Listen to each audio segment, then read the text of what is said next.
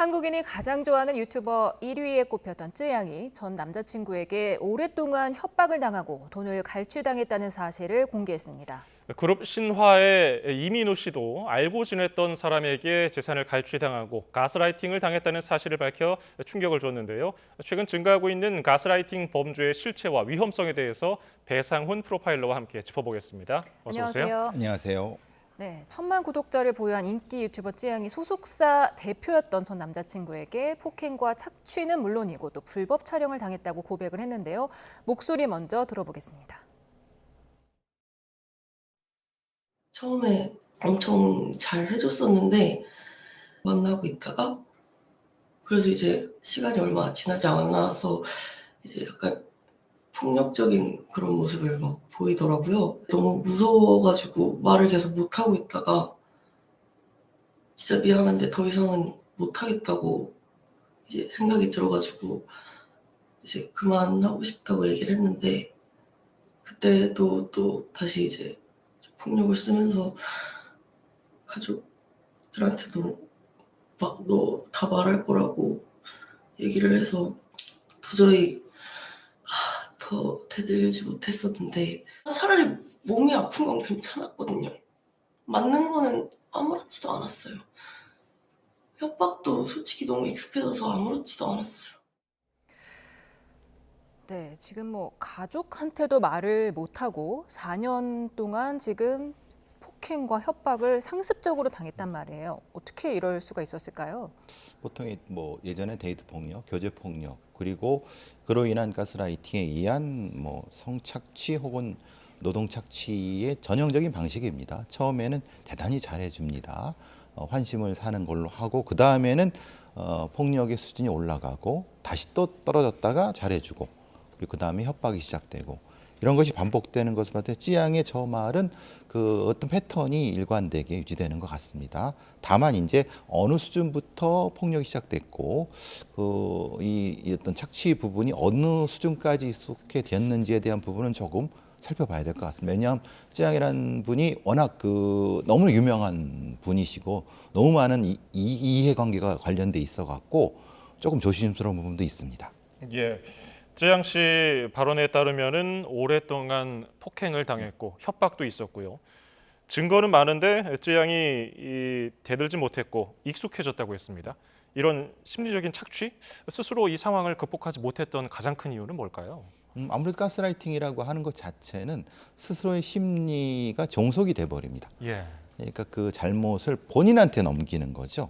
예를 들면은 사실은 그 가해자가 어떤 행동을 하게 한 겁니다. 예. 근데 그 책임을 본인, 찌양이란 사람이 그래서 그렇게 됐다고 스스로 믿게 만드는 겁니다. 사실 가스라이팅이라는 것 자체는 가스불을 조금씩 줄이는 거지 않습니까? 가스등이란 뜻이니까. 예. 그러니까 컴컴한데도 본인은 밝다고 생각하게 믿게 만드는 거죠. 거기에다가 폭력에 익숙해진다고 하는 것은 폭력의 억지라고 하는 건요. 처음에 한두 대 맞는 것은 고통스럽지만은 그게 매일 반복되면은 한 달, 2달 지나면 무감해집니다. 그러니까 안 맞으면 더 이상해집니다.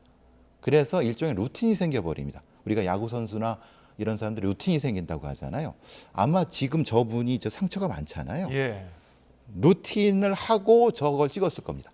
끔찍하네요. 그렇죠. 그러니까 예. 그러니까 그것이 루틴하는 과정에서 뭔가 빠졌다고 생각하고 그 잘못했다는 걸 본인한테 고백하게 하면서 찍었을 가능성이 높죠. 그게 가스라이팅입니다. 그러니까 본인은 자신이 가스라이팅을 당하는 줄 모르고 당한다는 말씀이신 모르고 거죠?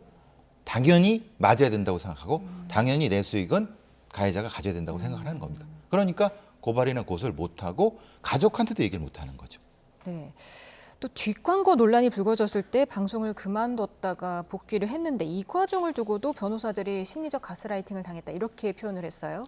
아무래도 변호사들이 과정을 보니까 너무 이상한 거죠. 왜냐하면은 뒷광고 논란이 벌어졌을 때 이게 누구 잘못이냐 따져보고 막 그랬다고 보면은 실제로는 찌양 문제가 아닌데 그러니까 그렇게 자기가 느끼게 되는 거죠.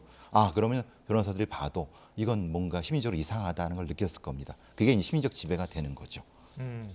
그러면은 이 심리적 지배, 가스라이팅 좀 유형이 여러 가지가 있을 거 아닙니까? 그 중에서 좀 대표적인 거 한 사례를 설명해 주신다면 뭐가 있을까요? 그러니까 뭐 크게는 이제 성착취가 있고 노동착취가 있는 거고, 우리가 노동착취는 소위 말하는 염전노예가 대표적인 거죠. 몸이 거의 심각한 장애를 겪으면서도 그 노동을 하는 겁니다. 그리고 성착취 같은 경우는 자기가 마치 그 뭐라 그러나 성매매 여성이 된 거보다 더 심하게 스스로를 학대를 합니다. 그러니까 가장 대표적인 부분이 두 가지죠. 그러니까 성착취에 당하는 여성들과 또는 노동착취를 당하는 그런 어떤 무슨 노예 이런 사람들의 가장 큰 두 역징이 가스라이팅의 가장 큰 유형입니다. 그러니까 본인이 그렇게 하면서도 누굴 위해서 해야 된다고 믿는 겁니다. 예. 당연히 저건 범죄입니다.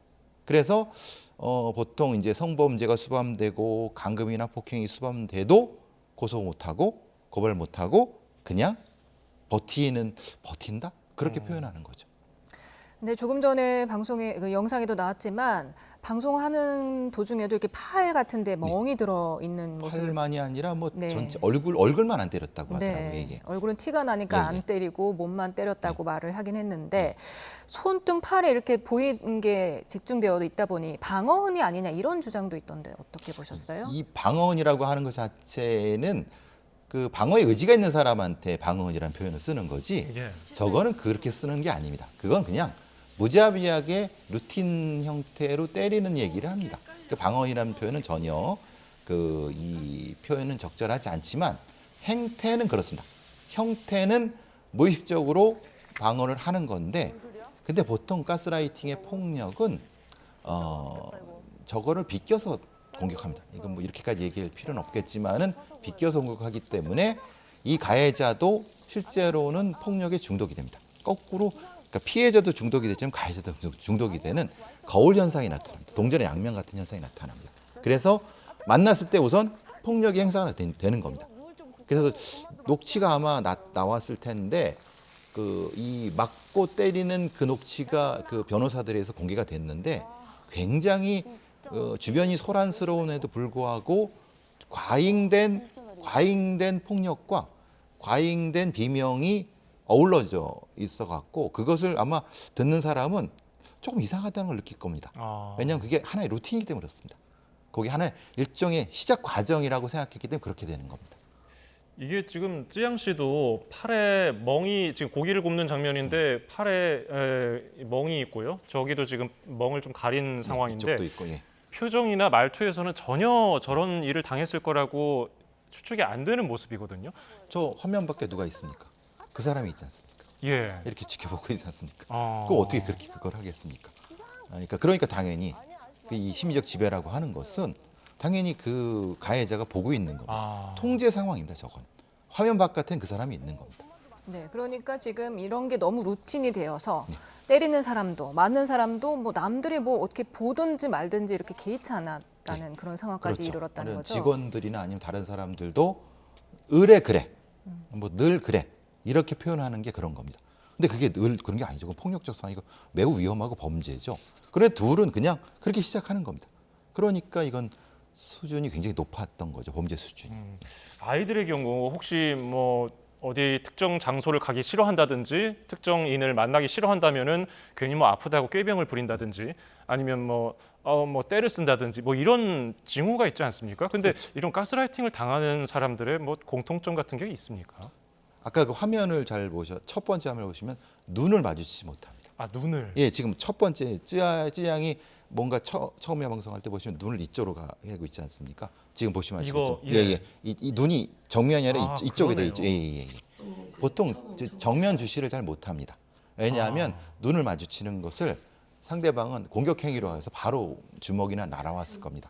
어린 아이들 같은 경우는 로버트 증후군이라고 해서 보통 학대당하는 아이들은 이렇게 바짝 얼어 있죠. 이게 로버트 증후군이라고 하는 팔을 꼭 하는데 어른들 같은 경우는 그게 이제 학습된 무기력으로 특정한 형태의 심리적 지향이 나타나지 않는 형태로 지금 눈 같은 경우라든가 그리고 이제 저분은 저렇게 모르겠습니다. 보통의 경우는 저렇게 많이 폭력을 당한 분 같은 경우는 깜짝 놀랍니다.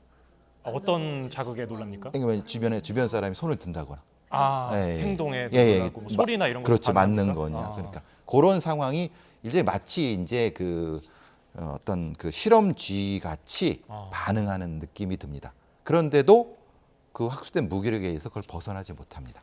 이것은 뭐 남성도 그렇고 성인도 그렇고 많이 배운 사람도 그렇고 적게 배운 사람 그건 전혀 상관없습니다. 예. 모든 형태에 나타날 수 있는 심리적 특징입니다. 지금 뭐 피해자의 심리를 이렇게 분석을 해주셨고 또 가해자는 또 어떤 심리인지도 궁금합니다. 지금 소송이 진행되자 그 가해자 전 대표 전 남자친구가 극단적인 선택으로 숨졌어요. 그러니까 지금 대표가 아니라 전 대표죠. 전 네. 대표고 예. 이제 그 전 남친이라고 하는 사람인데 그 녹음된 음성을 들어보시면 좀 과잉된 방식으로 굉장히 고함을 많이 지릅니다. 그 변호사분들이 그 쯔양 씨의 변호사분들이 공개된 그 폭력 상황이 녹음된 상황을 보면 예. 아마도 본인도 이 심리적으로 통제하려고 하는 그 상황에서 자기가 이게 흔히 말하는 일종의 그걸 간섭을 받은 거지 않습니까? 변호사들에서. 그러니까 굉장히 화가 많이 난 상태에서 여러 가지 많이 그 방법을 하다가 심리적으로 갑작스러운 위축을 겪게 됩니다. 그냥 말하자면은 처음에는 이제 이 찌양 같은 사람을 심리적으로 이제 지배하다가 다른 사람은 그렇게 안 되거든요. 그렇죠. 그러니까 화가 나죠. 그러니까 더 화를 내다가 보니까 더 마음대로 안 되니까 더 화를 내다가 그 다음에는 푹 주저앉는. 그래서 이제 보통 저런 경우는 극단 선택을 많이 하죠. 가해자들도. 예. 이게 뭐 분노 조절 장애라든지 뭐 그런 뭐 정신적인 뭐 진단명 같은 게 있습니까? 근데 이제 문제는 저 가해와 저 피해는 흔히 말하는 이제 물론 저 범죄학에서는 저거는 가스라이팅한 말보다 서브오디네이트는 말을 씁니다. 그러니까 그러니까 서브오디네이트 레이프, 지배 강간, 지배 폭력 이렇게 쓰는데 예. 근데 이제 가스라이팅이라는 말이 워낙 사회어로 익숙해졌기 때문에 그런 거고 근데 아까 말씀하신 것처럼 실제로 이제 의존성과 약간 가학성이 공존하는 형태가 되거든요. 성격적인 부분에서는 분명히 판단을 하는데 아직까지도 심리적으로 어떤 부분을 명확히 하지 않습니다. 예. 왜냐하면 법적으로도 사실은 가스라이팅이라는 게 죄가 아니거든요. 그렇습니까? 예. 왜냐하면 이은혜 사건에서도 가스라이팅을 해서 남편을 죽였지만은 실제로 가스라이팅에 의해서 죄를 받은 게 아니라 다른 방식으로 부작위에 의한 죄로 그걸 받은 거죠. 그러니까 법적으로도 아직 규정된 건 아니거든요. 정신의학적으로도 아직은 제가 알고 있기로는 많은 것이 좀 추가가 돼야 되거든요. 근데 현실은 워낙 빨리 변해갖고 저런 피해가 나타나는데 학술적으로는 조금 좀 따라가기가 좀 쉽지 않죠. 예.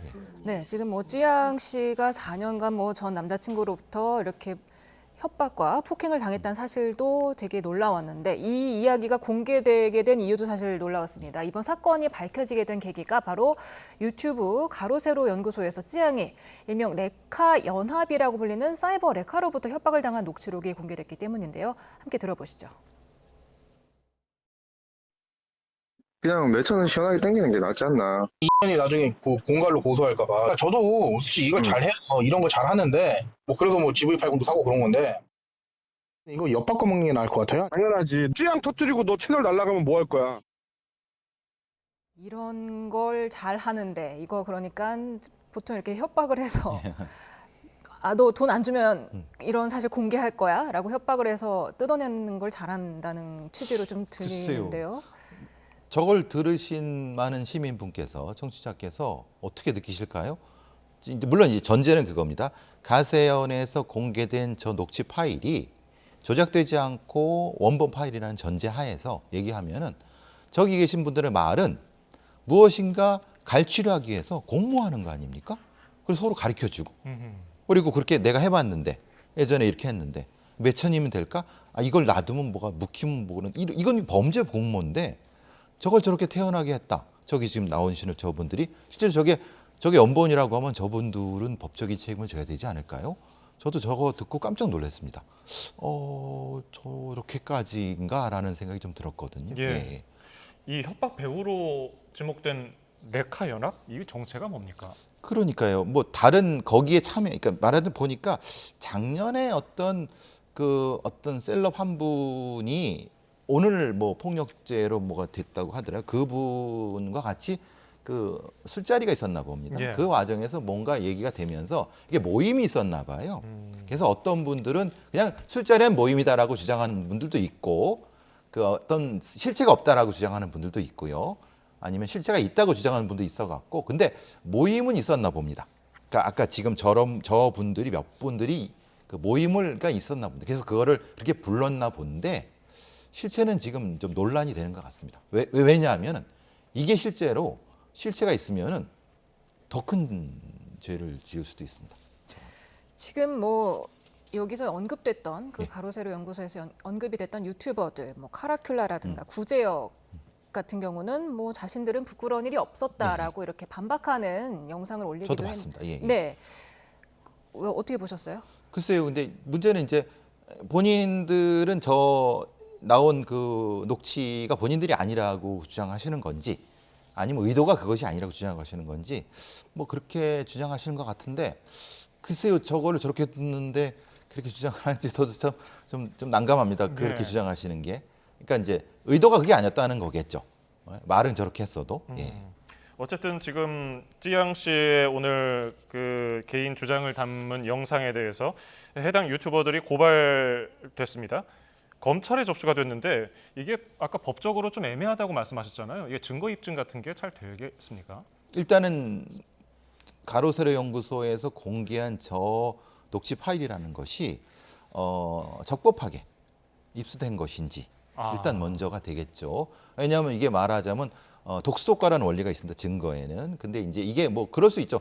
어떤 이유 때문에 뭐 별 어떤 법적인 거 없는 상태에서 유출이 됐다고 하면 문제가 아닌데 저거를 뭐 예를 들면 뭐 절도를 했다거나 아니면 다른 어떤 불법적인 걸로 했다고 하면 저건 좀 문제가 될 수도 있죠. 예. 근데 이제 모르겠습니다. 일단은 그 부분은 제가 전혀 알 수가 없는 상황이기 때문에 그러니까 내용에 대한 문제와 저 녹취 파일을 어떻게 입수했느냐 문제가 좀 다른 차원의 문제가 되겠고 예. 그러면은 수사가 진행이 되면은 저 녹취 파일을 제출해 달라고 요청을 하겠죠. 가로세로 연구소에. 그렇겠죠. 그럼 제출을 하게 되면 거기에 대한 이제 증거 능력 가지고 분명히 법정에서 다툴 부분이 있을 겁니다. 그 다음에 이제 내용 가지고 다투겠죠.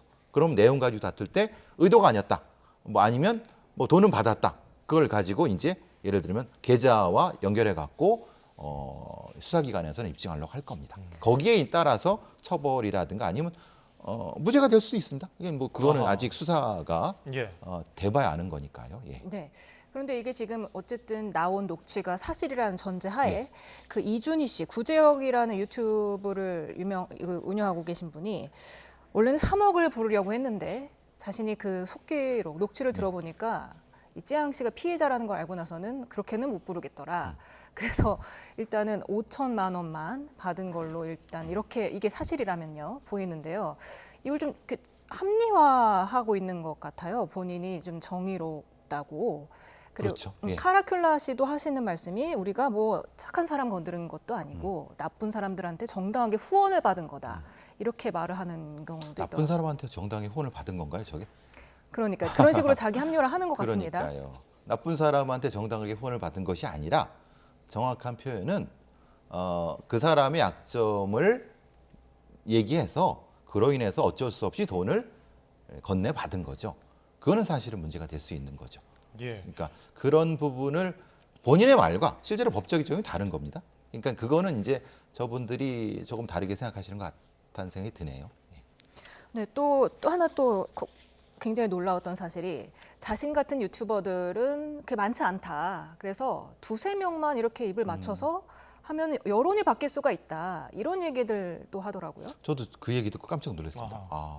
저분들이 그러면은 이걸 통해서 혹시 여론 조작이라든가 여론의 왜곡을 그렇게 의도한다고 하면은 그건 대단히 잘못된 생각이다라고 생각을 합니다. 그러니까 이런 거지 않습니까? 특정한 사람의 어떤 좀 뒤가 구린 사람의 그런 정보를 알아낸 다음에 그걸로 무엇인가를 내가 안 해줄게 해서 이렇게 해서 돈을 받고 이렇게 하는 행동으로 인해서 그 사람의 잘못을 싹 덮어줄 수 있다. 돈을 받고 이거는 별거 아니다. 이런 식으로 이런 식으로 생각한다는 것 자체가 예. 그거는 사실은 대단히 부적절하죠. 그리고 법적인 책임도 분명히 있을 수 있는 겁니다. 이거는. 이런 사고를 갖고 있는 사람들의 유튜브 방송을 보는 사람들도 사실은 일종의 가스라이팅을 당하는 게 아닌가 싶은데요. 그러니까 우리가 보통 이제 저 분들을 통쾌하게 생각하는 것은 그래도 공권력이 하지 못하는 그래도 좀 통쾌한 어떤 폭로나 이런 것이를 좀 통쾌하게 생각하는데 만약에 저분들이 그게 아니라 실제로 통쾌하게 그 폭로하는 것이 아니라 일부 돈을 받고 감출 거 감춰주고 그랬다고 하면 저분들의 행동은 사실은 아무런 정의도 아니죠. 그냥 협잡이죠. 그건 정의가 아니죠. 예. 그죠? 그거는 저분들이 정확히 구분을 하셔야 되는 거예요. 유튜브의 경우는 요즘에 또 어린 아이들도 많이 뭐 하고 싶어하고 많이 좋아하는 그런 콘텐츠들이기 때문에 어린 아이들도 봤을 때 좀 심리적으로도 정서적으로도 좋지 않을 것 같아서 좀 제재해야 된다는 목소리도 있던데 이 점에 대해서 어떻게 보세요? 우리 자라나는 아동 청소년들이 이게 정의의 기준, 음. 그러니까 옳고 그름의 기준이 헷갈려 버리는 겁니다. 그러니까 한 30년 전에 미국에서 이 인터넷 공간이 나왔을 때 그 관련진 분들이 가장 걱정했던 것이 책에서 쓰여진 어떤 진실이나 어떤 것이 아니라 진실이 아닌 것을 진실로 받아들이니까 예. 어떤 문제가 되냐면 아이들이 폭력이라든가 잘못을 저지르는 걸 너무 쉽게 생각한다는 거예요. 아, 그러니까 기준이 사라져 버리는 거죠. 선생님들이 말하는 것이 기준이 아니라 상당히 위험하네요. 그럼요. 그 저기서 말하는 인터넷에서 말하는 사람들이 기준이 돼 버리니까 함부로 폭력을 쓰고 그러니까 법을 안 지키고 이건 굉장히 문제가 아닌가요? 교육적으로도 문제가 되고 사회 정의를 위해서도 문제가 이거는 사실은 무엇인가 방법이 나와야 되는데 문제는 아시다시피 유튜브 채널이라는 게 외국 회사고 저걸 방송심의나 이런 걸 하기가 쉽지 않기 때문에 근데 이제 아무래도 그 방송심의위원장도 유튜브에 협조를 많이 요청하겠다고 하셨으니까 조금 더 적극적으로 좀 정보기관에서 접근을 좀 해야 되지 않을까 싶습니다. 뭐 어떻게 되든 예. 네, 그러다 보니까 지금 찌양씨 한 명을 가지고 전 남자친구, 전 대표, 예, 그렇죠. 그리고 지금 구재혁 씨 그러니까. 유튜버 그리고 그 여러 유튜버들과 또 하다못해 사실 김세희 씨, 그 가로세로 연구소가 공개를 했기 때문에 찌양 씨가 이거를 고백하게 된 거 아닙니까? 본인은 그렇죠. 끝까지 묻고 가고 싶었다고 예. 했습니다. 정말 많은 사람들이 이 피해자 한 명을 이용해 먹었다고 할 수 있겠는데요. 그렇죠. 표현이 그 표현이 맞죠. 한 사람을 소위 말하는 이 그냥 달려 들어갔고 이렇게 한 꼴이 된 거니까 글쎄요. 이게 도덕적인가 도덕적이지 않지 않나요? 이건 분명히 저는 그런 생각이 듭니다. 네, 예. 다른 주제로 좀 넘어가 볼까요? 다음 주제 넘어가 볼까요? 아주 유명한 인물이 또 나오네요. 그룹 신화의 이민우 씨. 이게 지인인 방송작가 A 씨에게서 26억 원어치 금품을 빼앗겼다는 소식이 전해졌습니다. 이 재판부는 방송작가에게 징역 9년을 선고했고요. 이민우 씨가 심리적 지배를 당했다고 하는데 역시 이것도 가스라이팅을 당했다고 이게 언급을 한 거라고 봐야 됩니까? 그게 맞을 것 같습니다. 왜냐하면 이민우 씨가 아마 성 관련된 부분에서 피소당한 일이 있었고 그것 때문에 심각하게 심리적으로 고통을 받을 때 아마 이 방송 작가란 분이 누나의 친구라고 제가 알고 있거든요. 예, 이민우 예. 씨의. 그러니까 친근하고 사실 저런 어떤 아이돌이라든가 아니면 저런 분들이 심리적으로 굉장히 좀 취약합니다. 왜냐하면 누구를 믿기가 참 쉽지 않죠. 그런데 가장 가까운 사람이라고 하면은 무엇이든 해줄게라고 하면서 심리적으로 도움을 주는 척하고 사실은 너 통장 비밀번호 다 내놔. 처음에 내놓으라 그러지 않았겠죠. 조금만 하면 내가 아는 검사 가르쳐줄게, 뭐 소개해줄게 이렇게 하다 보니까 이 이민우 씨는 거기에 따라 한 발 한 발 빠져 들어간 거죠. 결국은 26억인가요? 예. 그러니까요. 뭐 거의 뭐 자기 통장의 비밀번호까지 다 그 공인 인증까지 다 이렇게 맡겼다고 할 정도니까 가스라이팅이 된 게 맞다고 볼 수 있겠죠. 그 가스라이팅이라는 게 관계가 이제 끝나고 났을 때도 자기 자신이 나 정말 이 이민우 씨 표현 같으면 자신을 쓰레기 같은 놈이라면서 자해를 할 정도로 굉장히 맞습니다. 자괴감이 들게 하는 것 같은데요. 이럴 경우에는 어떻게 극복을 해야 됩니까? 사실 되게 힘든 부분이 왜냐하면 빠진 만큼 다시 올려 세우는 시간이 필요하거든요. 예. 한순간에 되는 게 아니거든요. 시간이 저렇게 오랜 기간 심리적 지배를 당하게 되면 그 정도는 아니어도 그 정도 반 정도의 시간을 회복 시간이 필요하거든요. 절대 본인한테 책임을 물으면 안 됩니다. 본인한테 책임 묻기 시작하면 극단 선택하는 쪽으로 가는 수밖에 없거든요. 왜냐하면 이게 내가 바보 같은 짓을 했기 때문에 내 잘못이 아닙니다. 범인 잘못이죠. 그렇습니다. 범인이 잘못해 갖고 한 거기 때문에 예. 절대 자기를 탓하는. 근데 이걸 혼자 두면 안 됩니다. 저렇게 가스라이팅 피해를 받은 분은 혼자 두면 안 되고 여러 주변에서 이 부분을 지속적으로 관찰을 하고 같이 얘기를 해줘야 됩니다. 예, 이민우 씨가 과거에 연예인들은 사기를 잘 당한다. 그리고 아까 연예인들이 좀 취약하다고 하셨는데 그게 어떤 점에서 그렇게 분석을 하셨습니까? 왜냐하면 연예인분들이 실제로는 인기가 높잖아요. 예, 인기가 높으니까 사실은 누구랑 같이 어떤 고민을 얘기하기 쉽지 않습니다. 그러니까 자신의 고민. 왜냐하면 그 자신의 고민 얘기하면 바로 기사가 뜨거나 가십이 돼버리기 때문에 그거를 경험했던 저런 아이돌이라든가 그런 이쪽의 대중의 우상들은 혼자 모든 걸 삭히게 됩니다. 아하, 그런데 그러면 굉장히 심리적으로 취약할 수밖에 없죠. 거기에 단 하나, 얼마나 뭐 누구든 뭐 누나 친구든 누구든 작은 하나 이렇게 해주는 사람이면 전적으로 신뢰하게 됩니다. 그 사람한테 진짜 옛말로 간두스럽게도 다 빼주는 형태가 예. 되죠. 그래서 보통 사실은 예전 그래서 요즘 박수홍 씨 문제도 있지만 예. 박수홍 씨가 왜 이렇게 오랫동안 그렇게 됐습니까? 똑같은 거고요. 보통 저런 형태의 아이돌 분들이 많이 저런 걸 당하는 이유도 그래서 이제 좀 조금 아니할 말로 미국의 유명한 엔터 회사에서는 저희 같은 사람들을 자문으로 고용을 합니다. 아, 그러니까 심리 전문가들. 그래서 절대 주변에 있는 사람들한테 가까운 친구, 가족이라 한더라도 가스라이팅 당하지 않게 정기적으로 심리 검사를 그런 받습니다. 교육 검사가 필요하겠네요. 네, 그러니까 그 엔터 회사에서 고용을 해서 해줍니다. 짧게 하나만 마지막으로 여쭙겠습니다. 정신적으로 지배를 당할 줄은 몰랐다. 이민우 씨가 본인이 그렇게 얘기를 했는데 어떻게 하면 자기가 가스라이팅을 당하고 있는지 좀 이렇게 자가 진단할 수 있는 방법이 있을까요? 물론 그거는 이제 사진을 하나 찍어두는 겁니다. 말하자면 전혀 다른 상황의 사진 하나 찍어두고 예, 강제로 볼 수 있게 하는 어떤 시간 되면 딱 떠오르게. 그냥 저 핸드폰 같은데. 아, 그러니까 나도 모르게 딱 떠오르게. 그러면 그 상황이 떠오르게 됩니다. 그러니까 가스라이팅은 연결이거든요. 연결을 끊을 수 있는 그런 툭 튀어나오는 그거를 내가 볼 수 있게. 그것이 가스라이팅을 감각적으로 줄이는 방법 중에 하나입니다. 그렇군요. 알겠습니다. 지금까지 배상훈 프로파일러였습니다. 도움 말씀 잘 들었습니다. 감사합니다. 감사합니다.